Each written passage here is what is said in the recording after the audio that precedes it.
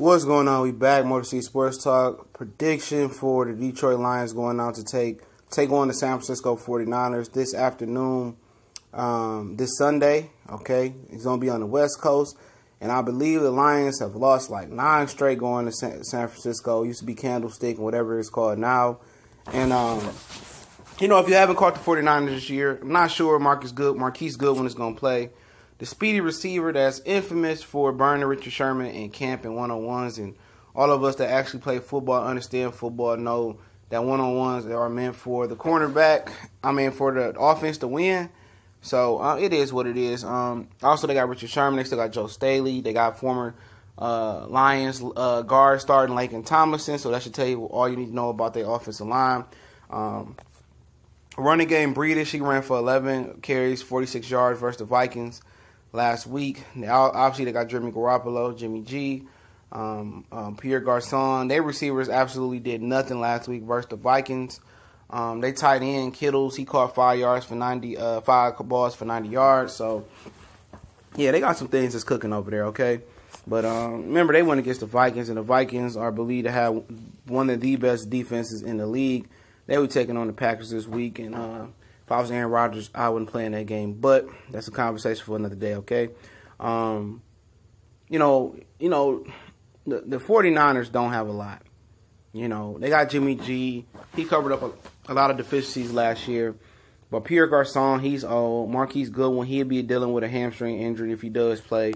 So he won't have that long speed. Obviously, they got Laken Tomlinson starting at guard. And a whole bunch of offensive linemen I don't really know about. And Jimmy G didn't really have any protection week 1. The defense, they stout up front. Eric Armstrong out of Oregon. Solomon Thomas out of Stanford, top 5 pick last year. And DeForest Buckner as well, all across that defensive line. So they got some big, long defensive linemen, strong guys.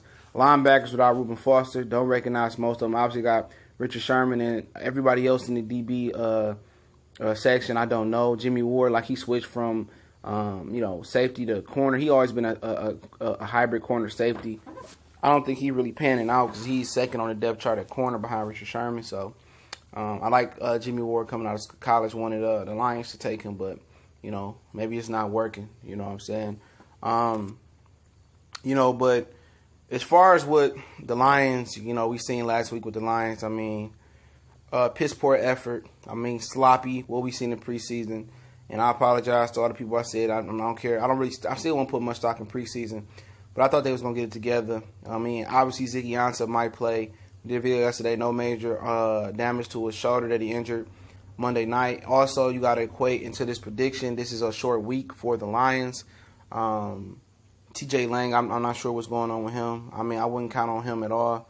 Not at all. I would count on my dog doing my taxes before I count on TJ Lang, being consistent and healthy. But, overall, the Lions didn't block well for Stafford last week. We heard that before. Kerryon Johnson, hopefully they got the wherewithal and the competence to give him the ball more. But it's going to be opportunities this game, okay? It's going to be a lot of opportunities for the Lions to win this game.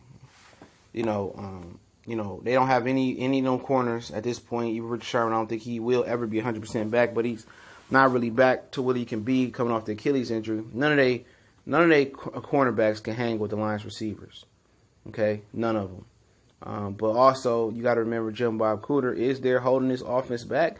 And some people may say Matthew Stafford is holding this offense back, okay? But I'm not getting into that argument on this video, but, they're going to have opportunities. You know what I'm saying? They were good against the run last week versus the Vikings, and I don't know how much the Vikings actually really committed to the run. But one thing I did notice, I watched some of that game. I have an NFL Sunday ticket, and one of the things I did notice was the fact that Adam Thielen did good in the slot. So, they don't have an answer for a slot receiver. Could you say Adam Thielen is better than Golden Tate? Yeah, you could say that. But, Golden Tate, is probably not better than Adam Thielen because his offensive coordinator is holding him back. But that's a matchup in the slot. The Lions should be able to eat off of all game. On the outside, they don't have any corners that can line up at all. That's another matchup that they should be able to eat at all game. Defensively wise, you don't have the creme de la creme receivers out there, but we know tight ends, kill the Lions. And, you know, Isaiah Crowell and Bilal Powell, mostly Crowell last week, did well and ate the Lions up in the run game. And Jimmy G is a surgeon. And I don't believe that the Lions have nearly the defense or have the defensive mind coaches as the Minnesota Vikings do.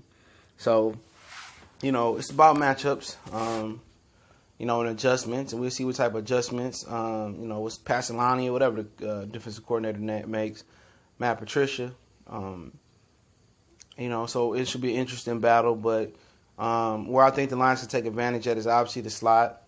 The run, it's going to be tough running. The Vikings didn't run good on them, but it'll be tough sled running because they got them big hogs up front. But their linebackers did pretty good at filling the gaps as well, the 49ers.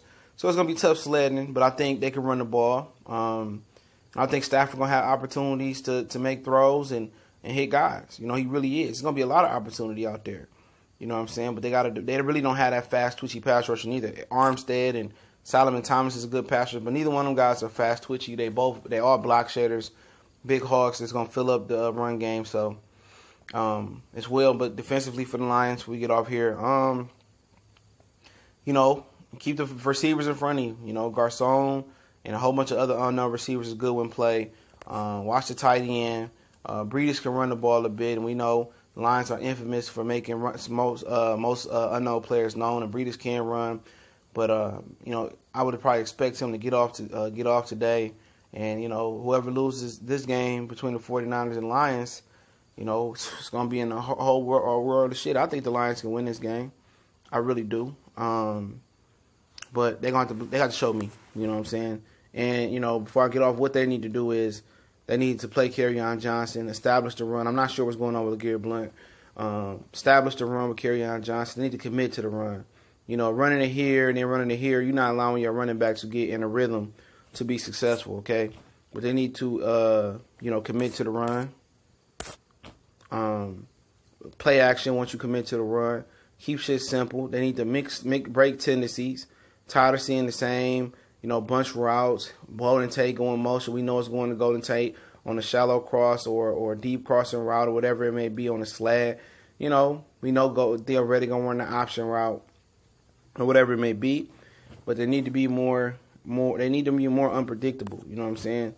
They need to do things different and stop sending everybody deep downfield.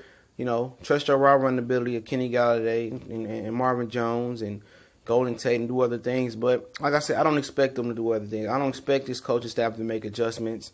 I do have a video talking about how the Lions truly are rebelling against Matt Patricia.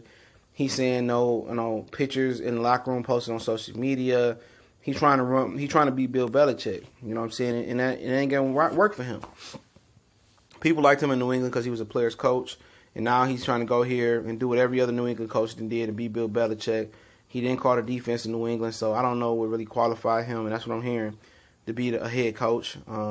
Just sound like him and Bob Quinn was buddy-buddy, and they get along in a few brews and chill together, and they hit it off.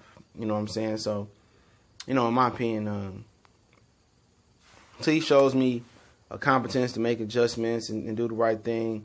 And fire, you know, Jim Bob Cooter. Hopefully he had a backup plan for Jim Bob Cooter and Pasqualoni, whatever that guy's name is. I'm going to keep it real. I don't see the Lions winning this game.